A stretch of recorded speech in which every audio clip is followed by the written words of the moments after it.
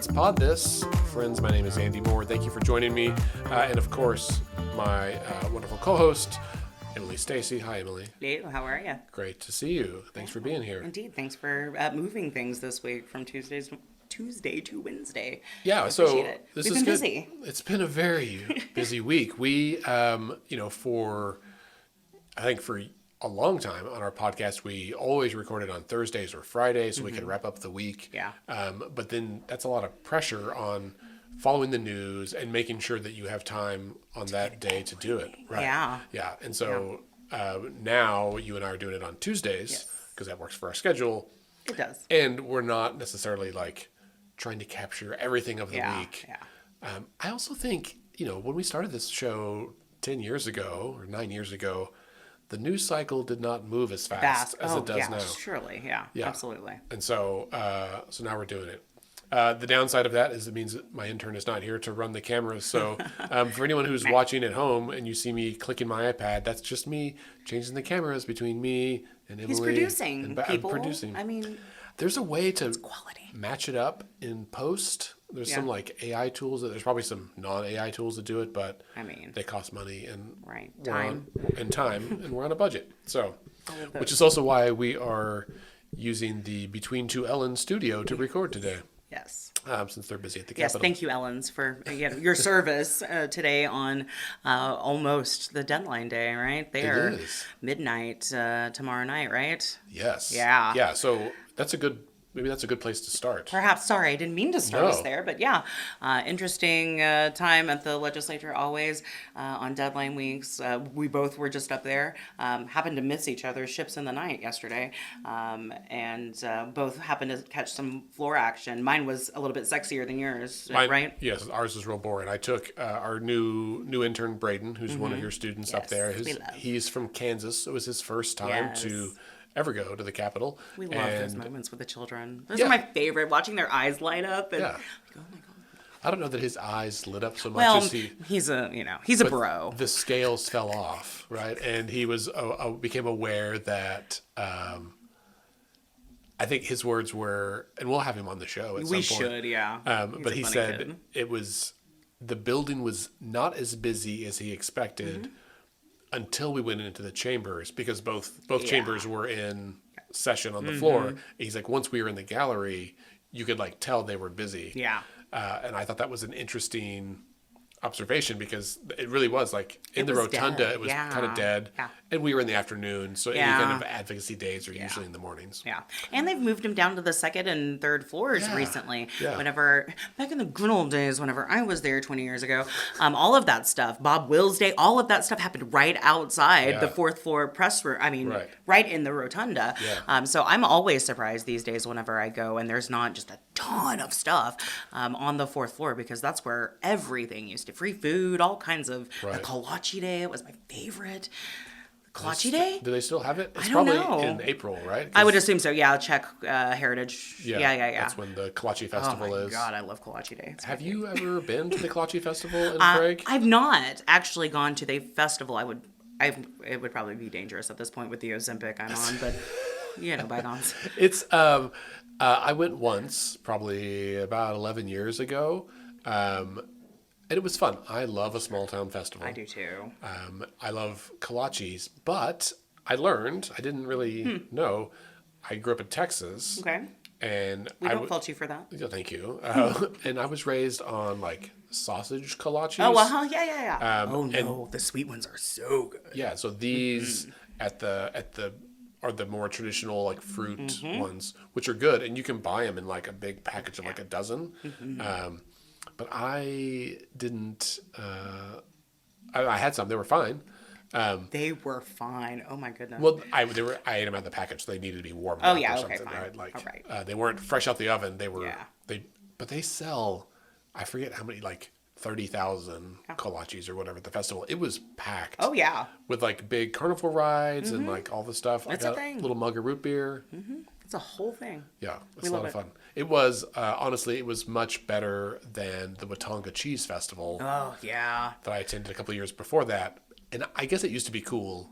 They have great T-shirts. Yeah. But it was not. It was the saddest festival I've ever seen. Yeah, I haven't been to that one in God, I mean, at least 20 years. So that's sad. Well, good to know that the cheese is still good. The festival may not be, but the cheese is still good. Right, there's an opening for a good cheese event or cheese festival. Put some wine with it. Can we have a charcuterie festival?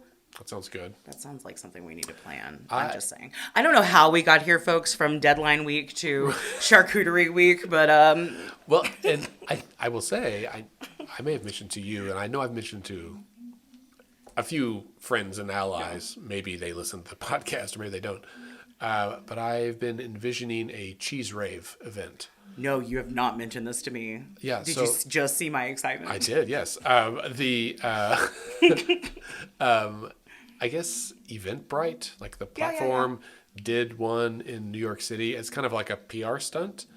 And I was like, what would, millennials be into more than a feel-good dance party and cheese? Yeah. And I think we would have like a table with some like Lactaid and like Pepto-Bismol or whatever, like antacid stuff. Always be prepared, yes. So that everyone can come. Right. It's an inclusive absolutely. cheese rave. I love it. So I've got a Spotify playlist I've been listening to. That's if you came to my office, that's why it was dance music, because I've been thinking about this a lot lately. So all I need is a venue. I've got a DJ lined up, and I've got a vision for it, but I don't know that cheese rave for democracy.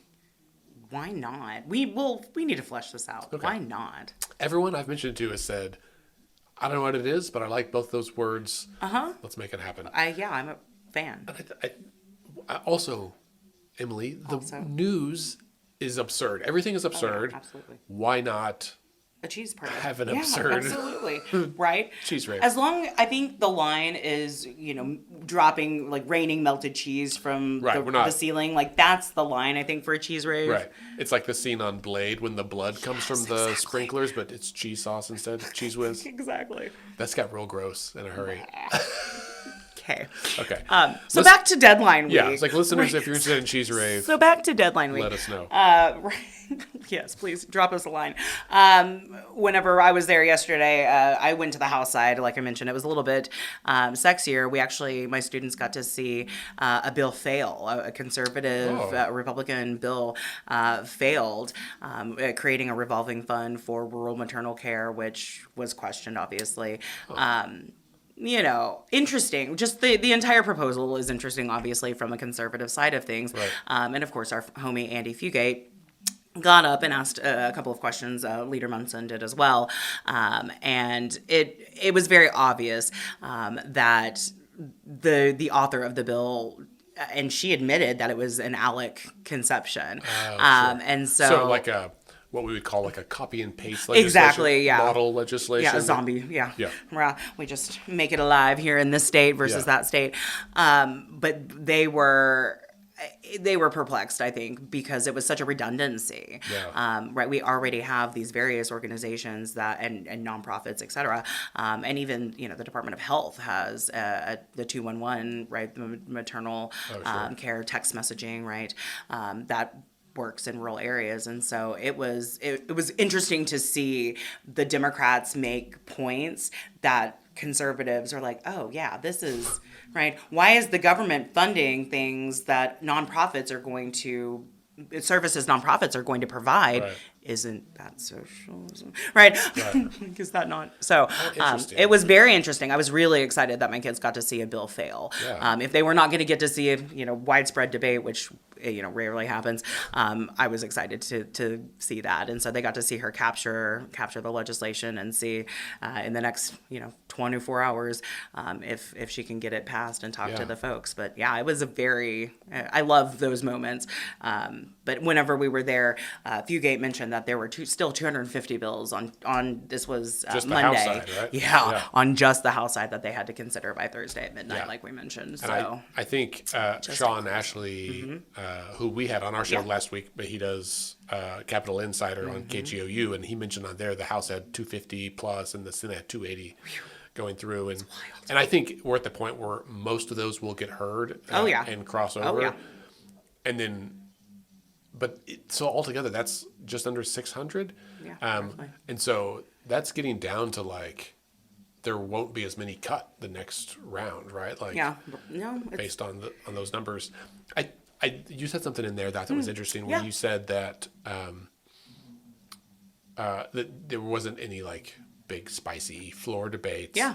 And that was the same thing the other day. Yeah. But usually those don't happen until deadline weeks, and then really like in April towards the end. Yeah. And I think it depends on the bill. It does. But as we get into budget talk, that's where it gets really good. When money gets involved. Delicious. Yeah, the numbers come out. Or you get like some of those social bills that are contentious. Yeah, and the timing of the day also really comes into play as well. They know that folks may be more apt to listen to the legislative sessions during the day, and so they may save some of those more controversial bills for 5:30, 7 o'clock. If they're going to go to midnight, they may do that big one at 10:30. Exactly. Yeah. So whenever I was a reporter there, that was a very common practice to kind of hold those bills over into a time where you may not get such big traction. Yeah. I remember in 2016, when they made the earned income tax credit non-refundable at the state level, and they passed it at like 12:30 a.m. And I was like watching my laptop at home, angry, and also like, this is making me angry for the policy reasons and because of the like shroud of literal darkness lack around of transparency. it. Yeah, I was absolutely. like, isn't that? Yeah. Especially when some of these same yahoos will go out and like preach about the values of transparency and the need for it in government, accountability, and it's like, and then but then they'll just write it off and be like, well, sometimes you just gotta do it. Sometimes you just gotta gut a bill at 10:30 p.m. and pass that thing as a completely different genre. Shuck the language and yeah, absolutely, crazy. dude. Yep. Well, speaking of, I don't know, shucking language, this is not really a segue, but one of the things that's come up this week, I think there was news stories yesterday on Tuesday that we saw about the Department of Mental Health and the Department of Health. Yeah. And right now they're two separate agencies. Right.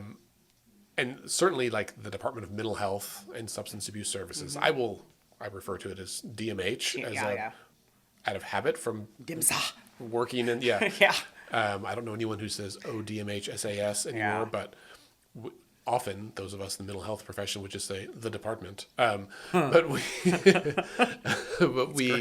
capital D. Yeah. But DMH has struggled for years now. I don't know. The Department of Health has not been doing super hot recently either. Well, and even, again, 8-9 years ago, the Department of Health had that big $20 to $40 million budget scandal. Yeah, absolutely. Where they were basically borrowing from future funds to pay current things. Right. This idea that like, and correct me if I'm wrong, but I think like, okay, so they've got money coming in from the state legislature and then federal grants, right? And often there's a match there. Yeah. And looking back over the last 10, 15 years, even into the Obama administration, there were federal budget issues like sequestration and multiple government shutdowns where the state knows the money's coming. Like they're going to reopen the government. Right. But they've got bills to pay today. Right now. Yep, exactly. And they could shut it down, let everyone like furlough everybody. Right. But we all know how disruptive that is. Exactly. Yeah. And so they would essentially like get an advance. But they would do it quietly. They would do it from another account. They'd be like, absolutely. well, okay, we're going to get this money into account A in the next couple of months. So let's go borrow the same amount from account B. Right. And then we'll just pay it back. And none will be the wiser. Everything will be fine. Right. And it'll be fine. They're like, it's just on paper. It's fine. It's just clever accounting. It's clever accounting until it doesn't work. It doesn't. Yeah. Until the funds dry up and you're not receiving as much as you were before, and you get yourself into a massive hole. Right. That you have to be rescued from. And so that happened at the Department of Health. In 2017, 2018. I knew about it because they were borrowing money from the Ryan White HIV funds, which was a big chunk, and they would try to pay it back. But then it meant that account at some point was like empty, and they were like, hey, we need our money back. And so it was a big deal. And they found it under the mattresses or something. Sure, the sure. couch cushions of the Yeah. department or something. But Sus. that prompted like 2 special sessions, and it's a whole Absolutely. big Yeah. deal. Yeah. Coming out of that, as I recall, this is part of why Governor Stitt wanted to have the authority to appoint agency heads, right? Yep. Because he Yep, felt that was that impetus. okay. Yeah. He felt like the Board of Health that was in charge Out of was control. asleep. Yeah. Yes. And so he's like, just give me control. Well, now we've been through 2 or 3 At least, yeah. at the Department of Mental Health, right? Where there, Carrie Slatton Hodges was there for a few years. Yeah. After Terry White left, Yeah. then Carrie Slatton Hodges was in, and then left pretty unceremoniously. Yeah. Stitt appointed someone to fill. They were there for a few months. Yeah, I can't even Almost remember like a year. I forget her name. Yeah. Allie Friesen. Oh, that's right. Yeah, that's right. And then she came in like knowing there's problems. We're gonna get them fixed. A year later, didn't. Yeah. Still worse. And was not totally forthcoming with the problems. Yeah. And now he's appointed Slavonic, Yeah. who's in there, who's not a mental health Help guy. at all. Yeah. Um, It was an interesting choice. and they're still having problems. Very much so. Yeah. So what is the news today? So they being your Secretary of Health, Bullard, which I meant to ask you, is that he relation? related? I don't know. I was going to ask you anyway. If he's he's a beefy dude though. Like anyway. Yeah. If we want to know if he's the son of a state senator. Yeah, right? a son. I don't know if he Or brother maybe. related, yeah. Yeah. Anyway, so Secretary of Health Bullard and Slavonic did a press conference, which please go look at the non-doc story, which fabulous conflict of interest there. Go look at the story that Andrea Hancock just published. They did apparently what was called a premature presser because they do not have any legislators signed on to consolidate the Department of Mental Health into the Department of Health. But that is the ask at this point. So the secretary and commissioner, what does he call it? Is the executive director of mental? That's not it. It's the commissioner. Of It's mental commission. health. That's what I thought. So they came together yesterday, Tuesday, at the state capitol to do this presser where they were effectively begging for a legislator to write legislation to consolidate the two one into the other. Which is okay. First of all, it's too late for that. Yeah. I mean, unless it's a leadership. Germaneness issue. Right. We can always suspend the rules we wrote. Yeah. There are ways to get around this. But they could get it done technically, but right. it doesn't seem like there's any appetite. No, and that was what struck me was, I mean, it sounds like a back of the napkin idea where they're like, because Slavonic, who's over the Department of Mental Health right now, has said he plans to leave at the end of May. Right. And basically was like, well, rather than bring someone new in, how about you just take both jobs? Yeah. Which the Commissioner of Health can't do currently because state law forbids people from wearing multiple hats, which has already been litigated. And yes, it has. Also in this administration. Right, in this administration. Very recent history. Yeah. Thank you, Ryan Walters, among others, for that. Yes. And so, running an agency is an enormous job. Yeah. For any I would one not person. want to run. Yeah. Running 2 agencies is an impossible job of would that think so. size. I mean, those are Well, 2 yeah. of the biggest agencies. They are. They have a lot of money, and the services that they provide are incredibly widespread. Right. A part of Andrea's story mentioned the idea of perhaps splitting the services of that mental health provides between OHCA and perhaps the Department of Health. Right. So there are a lot of suggestions apparently out there right now where it may not just be the Department of Health taking on everything, but that's what they asked for on Tuesday. And the legislature was like, what? Hold up. Yeah. Hang on. First of all, you can't. Secondly, what? Right. Like that. And when I read it, I remember talking at my phone where I was like, that doesn't solve the problems. No. First of all, it surely doesn't. we should perhaps figure out what the problem is. That part. I mean, what we know is like financially, the Department of Mental Health is still $20 million behind, or $30 million. I think they need an additional like 19 to get through this year, and then another 29 to get through next year, or something like that. Something like that, yeah, roughly. But they're 20 to 30 million kind of perpetually behind. Yeah. They've received, I think, some supplemental funding that somehow didn't get them caught up, which indicates that they were more behind than they thought. Right. And it's like, why We're is still this, making questionable this choices. is like years. Yeah. Yes. And if if this was my son or daughter, for that matter, right? If it's your kid, Right. and both our kids are young, so hopefully this doesn't ever happen. But Right. we all know somebody where it has, where like they're going to their parents and they're like, listen, like I bounced a check, can I borrow some money, or can you help me out? Right. And maybe you do. You're like, okay, I'll help you out for a little bit, and then it happens again and again, and it's like, if I've been paying your rent for like every month, Right. for a year and a half or 2 years, and you're still saying you're not caught up enough to pay rent next month, Yeah. well, we should really look at the problem. And I dare say that the solution is not just asking someone else to pay your rent differently. Right. Like it's like, even if it works, and they consolidated this under one agency, Monolith. they still don't have the money. Exactly, right? It doesn't just make money materialize, right? Combining budgets doesn't make more money. The money is still what it is. I mean, if that was as simple as it was, they could just take the money from the Department of Health and give it to DMH. Exactly. And then be like, okay, now we're good. We're good, you're right. We have, not that OSDH has extra money, 30 million sitting around. No. But the other thing that bothered me, of course, in the I guess the non-doc article probably, were comments from the legislature. I think it was the legislature that was basically like, hang on, we're not going to do that.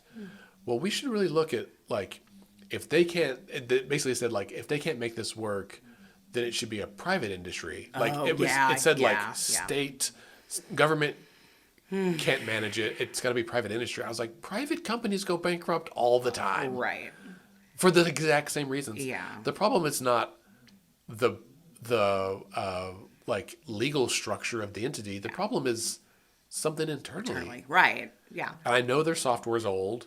I know their accounting practices are absolutely. old. I know they pay too little, so they don't attract top tier candidates. Sure.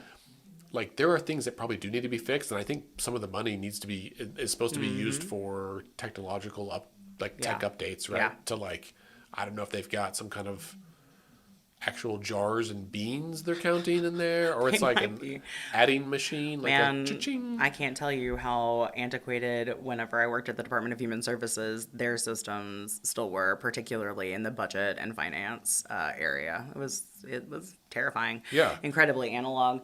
I wouldn't. Yeah. I'm not at all surprised. I'm not either. I just pulled up the article, and this one is actually on Oklahoma Voice.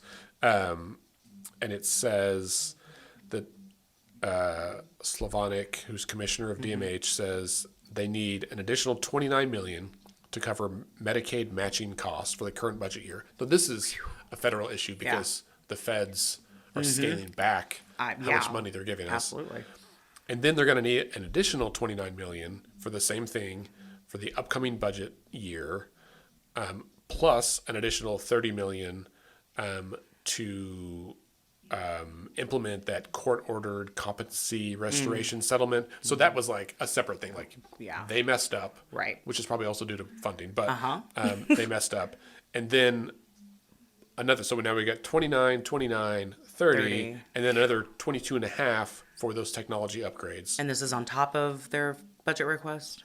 Yes. So all that together is $71 million more than what their initial October budget projection. Now, it's been several months since October. Sure. Things have changed. Yeah. I mean, gas prices, inflation. Yeah. Okay. Right. Fair enough. But $71 million is That's a lot of money. Yeah, that's a ton of money. And, man. Yeah, it's really just wild to me. I don't...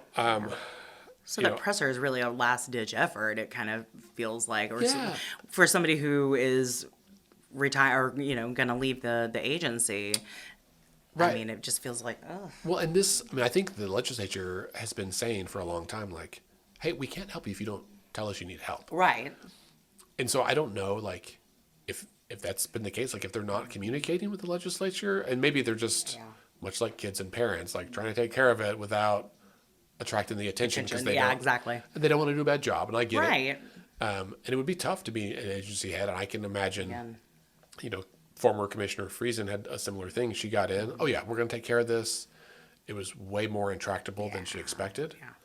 Yeah. But it's a big deal, and this is like real money. Yeah, absolutely. I was in the press corps whenever we did OMES, right? When OMES, and that was what we called it in the press room. Right. Whenever they were legislating it, Like when they actually created it. Yeah, when they created and the CIO job, all of that good stuff, and there was such fervor and excitement for the fact that, well, we're going to take all of these, IT, offices out of each individual agency and just plop them under this one monolithic finance and IT and everything, right? This one-stop shop, literally, is how they refer to the website at one point.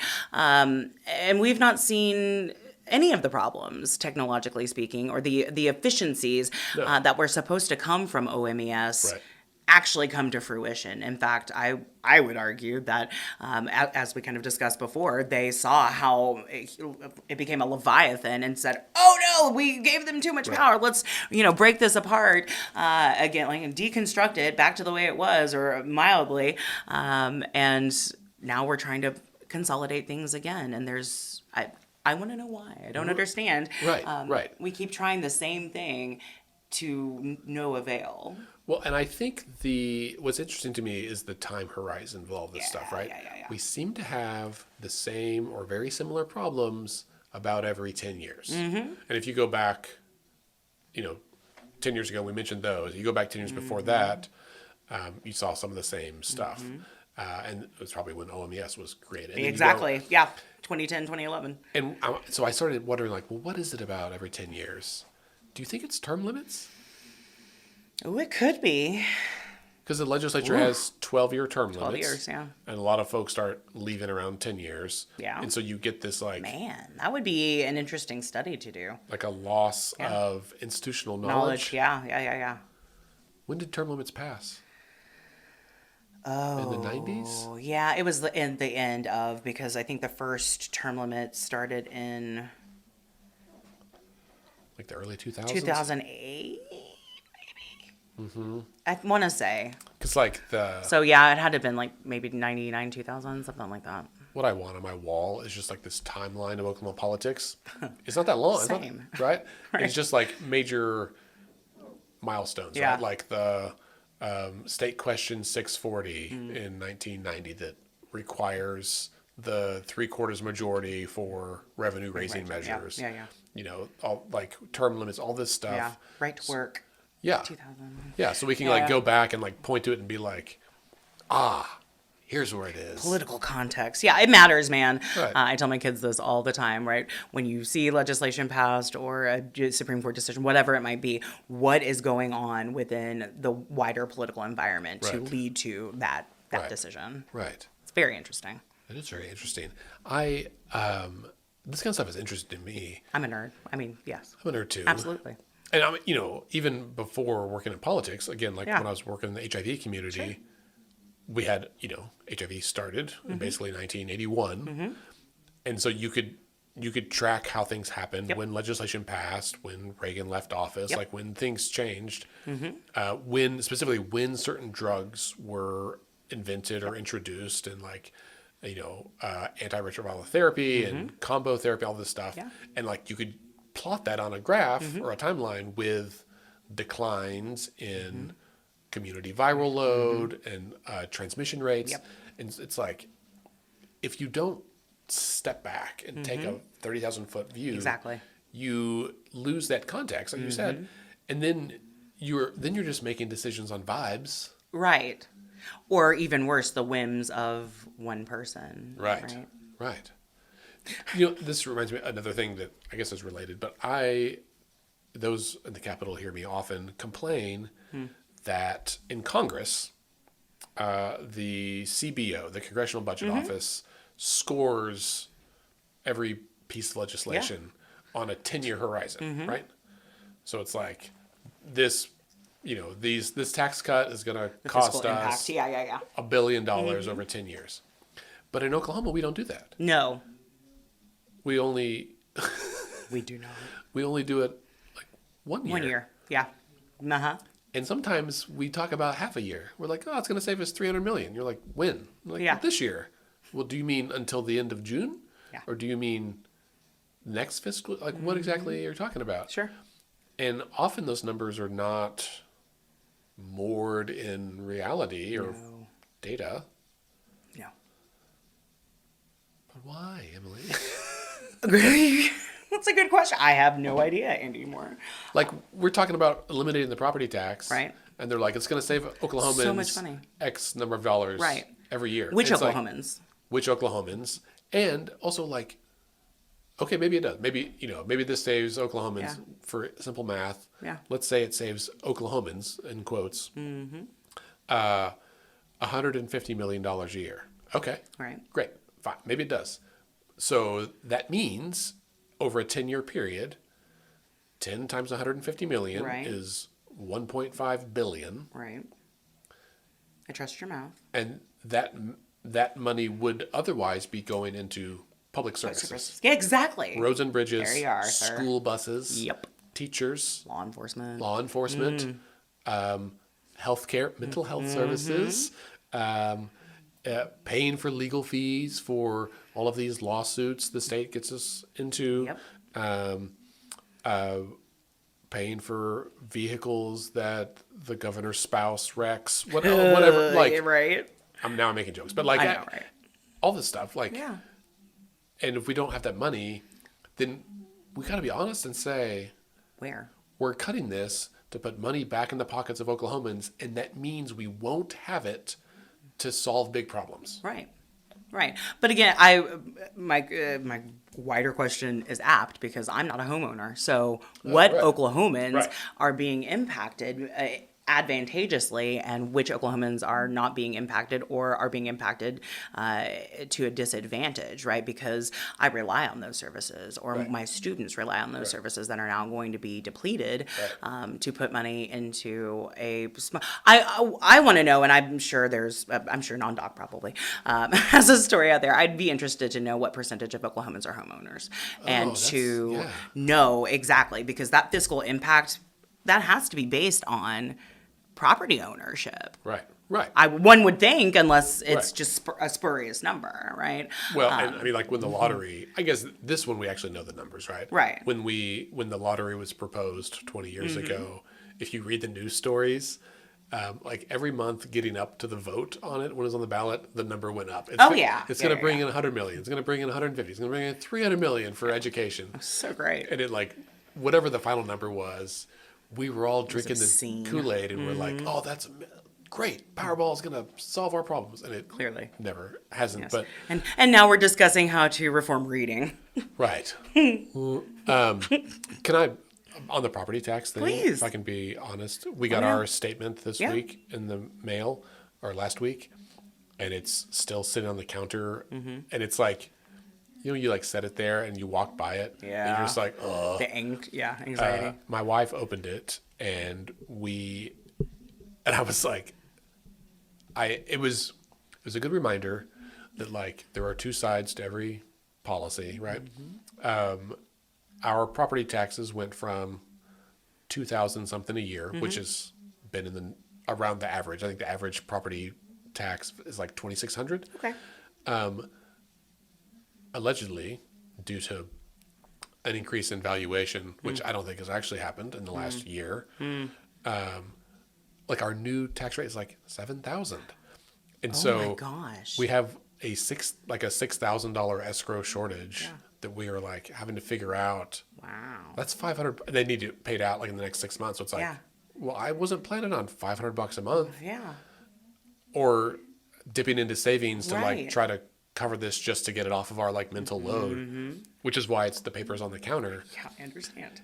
And I have been a staunch opponent to eliminating the property tax Yeah. for all the reasons we just mentioned. Absolutely. And because it would devastate schools and Period. local Yeah. stuff. Which helps the, school voucher, privatization, all of that good stuff. But then also, it's like I'm someone who's like happy to pay taxes when they're going to building community and all Right. this stuff.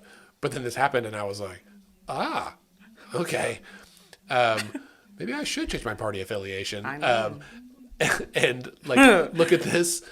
Good segue. But it makes me now. I'm like, the real question to this is like, why did my property taxes go up so that's much? wild. Nothing has changed. Not even any other houses on our street have sold or whatever. Yeah. And we've lived there for more than a year now. And so I'm just like, well, the peeling paint on my back porch is not indicative of this tax. In fact, it's to make it impossible for me to fix that paint because I got to pay these taxes. But it really was like an eye-opening thing where we were like, I don't know who I agree with now on this, and I need more information. Yeah, absolutely. But, and this is a little conspiratorial, but like with that policy conversation as the backdrop, and then to get suddenly this huge tax bill that makes me want to reduce or freeze or eliminate, then I was like, wait a second.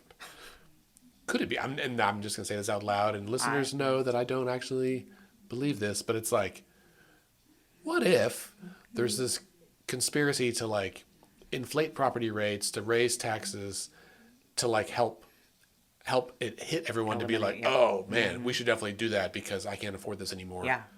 That's a little crazy, right? I hope so, yes. Yes, I hope so. But I was like, the timing seems odd. It is, that's Although I guess, so weird. Anyway, it was... The economics of it all, man, I don't... Yeah. I also think it's real funny that county assessors, when they mail they just send you your like statement. Mm-hmm. They don't have to mail that, but it always has their name in big letters at the top. Like, it's almost like a campaign tactic. Mm-hmm. Like, don't forget who your county assessor is. It's like, well, right now I'm mad at you. Well, yeah, I don't like you at all. This might backfire. That's funny. Yeah, wild. Anyway, speaking of changing party affiliation, I think this is the only... Let's talk about this, and then let's talk about CIVICS CON at the end, because we got some big announcements there. Excellent, we do. So, listeners, if you're 37 minutes into this and you're thinking you're going to turn it off, don't. Yeah, no. Big details. You've made it this far. Why would you turn us off now? That's true. I'm sure both our listeners are really excited that we're still talking. So March 31st, just in a few days, is the deadline. Yes. To change your party affiliation. It is. Because April 1st, April 1st, 2nd, and 3rd is candidate filing. Right. And so you have to make a decision now, and then you can't change it again until after the primary runoff in August. So basically, from April 1st through, I think, the end of August, you're locked in to whatever party affiliation you are. Right. You can submit them during that period, and they just won't process them until the end. But, but new this year, right, is that we have closed primaries everywhere in Oklahoma. So 400,000 independent voters don't get to vote in any partisan races in June. They can still vote on state questions, but not on candidates. And then, in the last couple of years, I think I've heard at least from a lot of Democrats who are considering switching to Republican because they want to have a say in the Republican primaries. I had someone reach out to me just the other day and ask, what should I do? And I was like, I think this is a decision for you to make on your own. Sure. His question was, if I change my party, will it actually make a difference? Like, if I change this and vote so I can vote in the primary, is that actually going to make a difference? Are you asking me? What did you tell him? That's my question to you. My thinking is yes.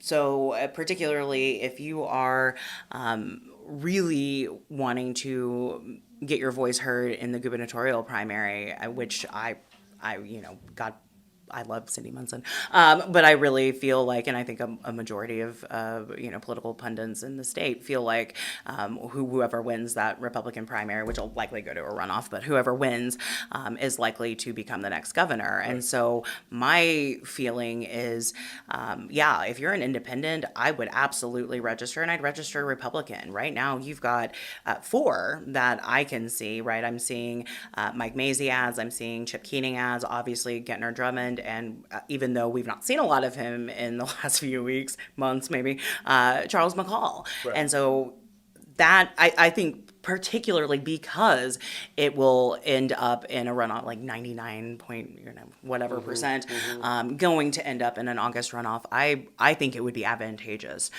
for independents, and even myself as a registered Democrat am, considering changing Switching my registration. Yeah. Wow. Yeah. I feel like as many human beings who can register right now for this gubernatorial primary as possible, or will make that difference. Yeah. The field is so tight, and I think that anybody's vote is going to make a big difference. Yeah, I do, honestly. How interesting. And I don't know that I would normally say that in any other, right, but like a presidential election, any other election, I would be really hesitant to say that switching your registration. But because of this dynamic this year and the fact that it is going to go to a runoff, man, I would do it. How interesting. I am a registered independent, and so I'm a little bit wallowing in my disenfranchisement this year. I'm sure. But I'm on the fence because I think it's a point well taken. Yeah. And what I told my friend was, it depends on what races you care most about. That's fair. Because it occurs to me that to choose a party, so you can vote in that party's primaries, it necessarily means that you cannot vote in the other party's primaries on the same day. Right. And if, I live in a House district and a state Senate district that are pretty left-leaning, and I don't know that there's going to be a primary for them. Sure. But if there was, I would like to vote in that, I think. I've had my House member, I live in House District 88, and so when Jason Dunnington was in office in 2020, he lost in the primary to Maury Turner. Yep. And so, we've seen it happen before. And Ellen Polkmiller is my House rep now, and I don't know that she's going to get a challenger, but I won't know until after the deadline. Right. Unless, because there's not anyone big. There could be somebody, and maybe it's not a real challenge, even if there is, but I wouldn't be able to vote in that. Yeah. Also, other things I don't know if there's going to be a challenger to Vicky Bahina for DA. There's all these other races that matter. Even now, heck, with Mark Wayne Mullen out of that Senate seat, that Senate race is open, and I'm pretty sure there's a primary on both sides. Yeah. I think there's at least 2 Democrats. Yeah. I don't know if I forget their names, but Jim Priest, I know is running, but I don't know if he's running as a Democrat or an independent. Yeah, I can't remember. And then there's a bunch on the Republican side. But I think your argument is very utilitarian and makes sense, right? Where it's chances are, statistically speaking, that whoever wins the Republican primaries here are going to win. Yeah. And you can still, if you were someone who, wants to vote for a Democratic candidate, you still can in the general election. Yeah. It's just a matter of, is your candidate going to make it out of a primary if they have one? So my pushback to you on that is, let's go back to that history we were talking about, and about 70% of, your state capital walked right back into their jobs this last, 2024, because they didn't have a primary challenger. And so if I am hedging those bets, sure, your district may be an outlier where you do have a competitive, it's a popular, very populous, area, but by and large, most of these folks are going to just walk right back in into their primary, and with no challenger whatsoever. Right. So that would be my pushback there. But I could see certainly the Bahena, the DA, those Those would be more interesting, I would think. But I don't think there's going to be. But I really doubt I that don't there's going to think. be a challenge. Yeah. I mean, Yeah. in a lot of I wouldn't these- hold my breath, let's say that. Right. Well, in a lot of districts or a lot of offices in Oklahoma, it's hard enough to get one One person, person. Yeah, exactly. from each party to file. A Right? sacrificial lamb. Yeah. Yeah. Yeah. I think Yeah. in 2024, I think like I may be wrong in the numbers, but I feel like it was like 58% of the legislative seats that were up that year were basically reelected by default Yeah. at filing because no one challenged them at all. Yeah, it was and then another ridiculous. 20%, so like 70 something Yeah. total were elected by the end of the primaries. Right. Yeah. And this is a national trend too, right? It is. United America has the data. You can go to, if you just Google the primary problem, or I think Unite America primary problem, they've got a website about this, and it's that like 92% of Congress is elected by like 7% of the population. Yeah. Because most seats are safe, tons are not challenged at all. If there is anything, it's in a closed primary, and even in those cases, usually the incumbent wins. Yeah. The thing that's different in Oklahoma this year is that all of those statewide races, Yeah. including Mullen's seat, Yeah. now, are all open seats. Yeah. It's so Which- delicious. Right. It's like actual democracy No. getting to happen. Yeah, it's great. Yeah, that's so interesting. I also think there's another cost Yeah. to switching your Okay. party affiliation. Mail. Like Nail. text messages. That's fair. Media. I get both parties anyway, so That's- I'm already suffering. Yeah, that's kind of how But I yeah, am too. I understand. That's hysterical. My wife and I, it's funny that we often get different mail, Mm-hmm. but I get text messages somehow. I get weird spam. So everyone does, but Surveys like, and- yeah, it's Oh, I like the surveys though. Yeah, you can pull me such anytime. a nerd. Yes. Yes. Yeah, but I was just like, switching does two things. One, it puts you on their radar in a new way. Yep. For whichever party. Yeah. And two, when the numbers come out, the monthly voter registration Yeah, numbers, that's and then fair. when they will publish the ones right before the election, I guess it's like October 15th or whatever, Yeah. which is the one everyone will look at of like, Right.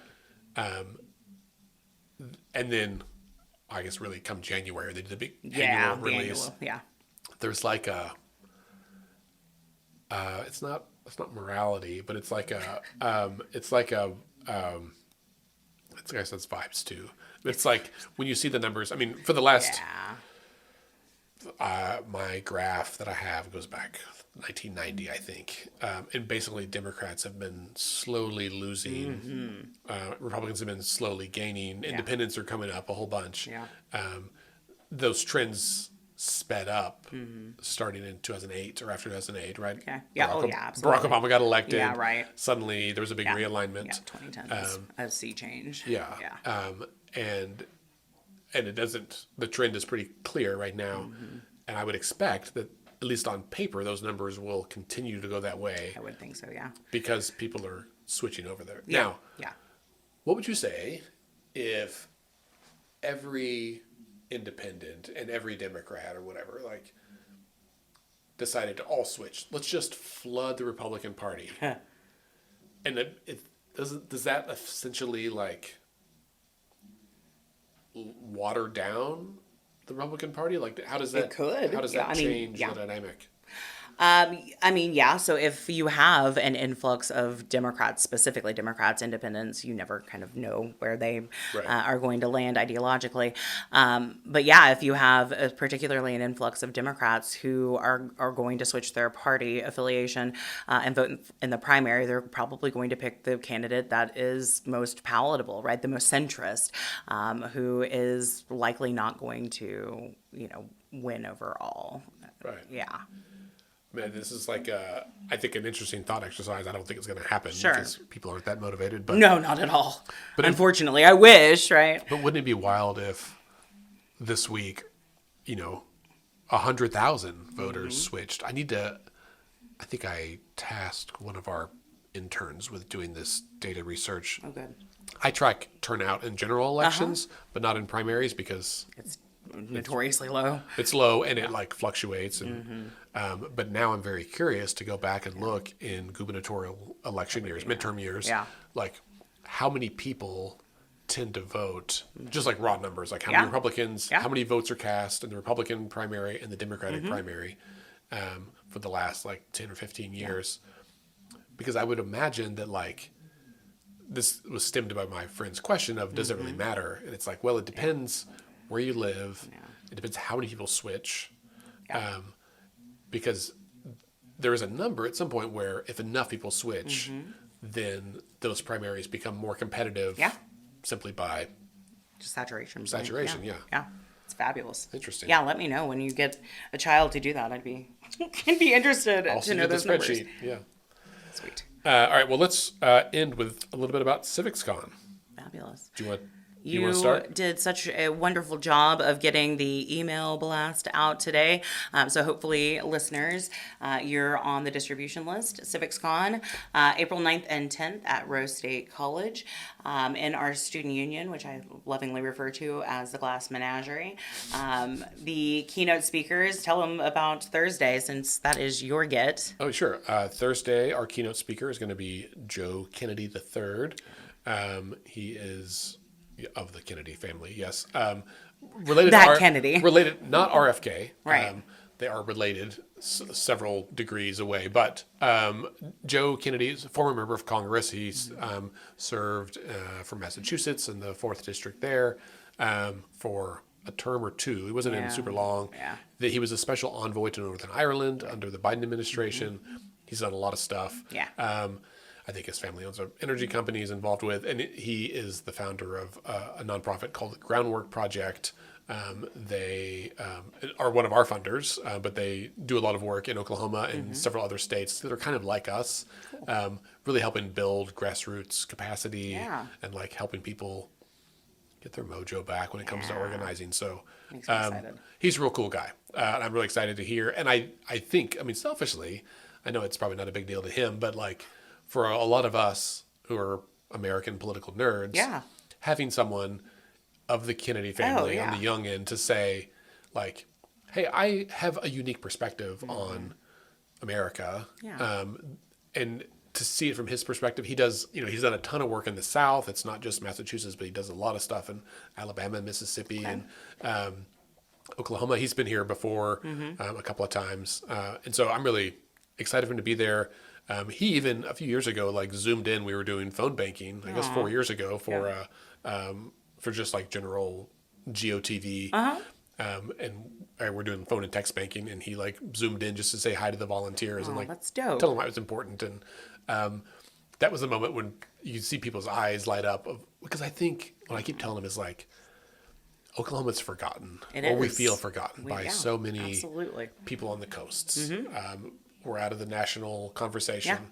And when you see someone who says, I see you and I care about the work you're doing and I want you to know that it matters, that is a message that we always need. And so I'm really excited he's going to be here. That's awesome. I'm also excited about, so he's going to speak at lunch on Thursday and then lunch on Friday. Dr. Alan Weissman, there we go, words, from Vanderbilt University. He is the co-director of the Center for Effective Lawmaking, which looks at different state legislatures and their efficacy, how they are listening to constituents, their relationship with journalists, and passing legislation. How do we get policy actually from step A to a governor's desk in a civilized fashion? And he has data specifically related to the Oklahoma legislature that has not been released yet.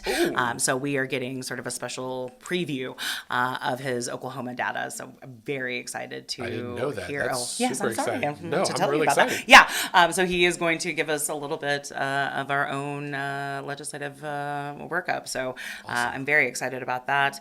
We also have a stacked program of panels going on. I probably should just pull it up so I can look at it. We're good. It's exciting. I'm just going to give a top down view.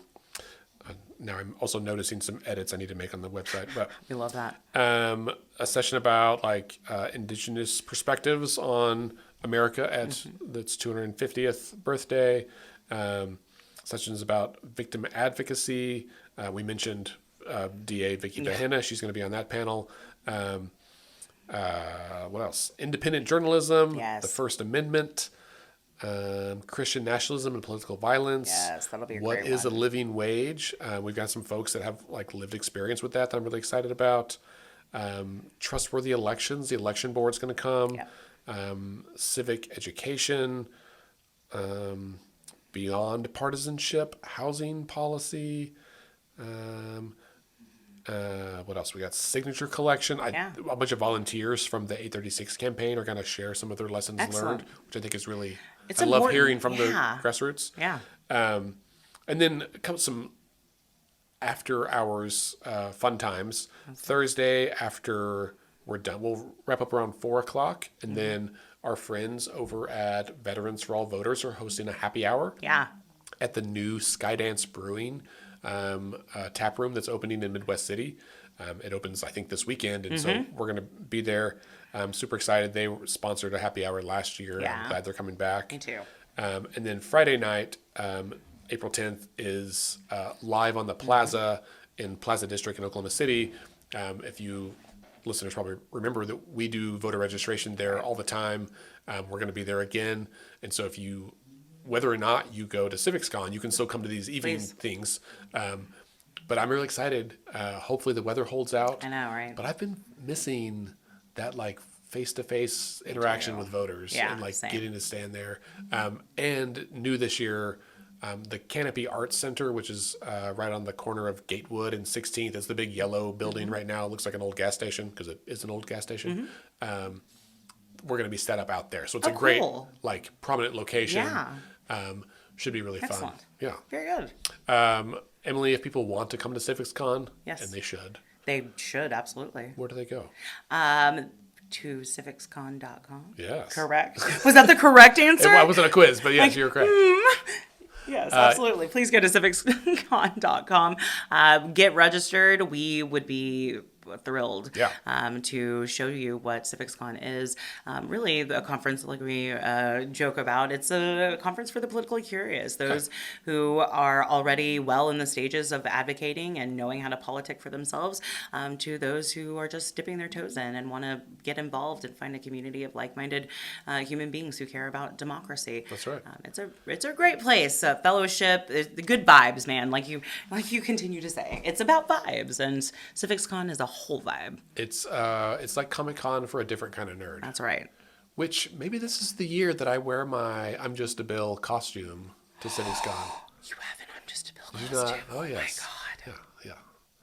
I I'll show think you. it might be. We finish recording. I'll pull it out of the closet. Oh You'll my see. God, I'm so excited.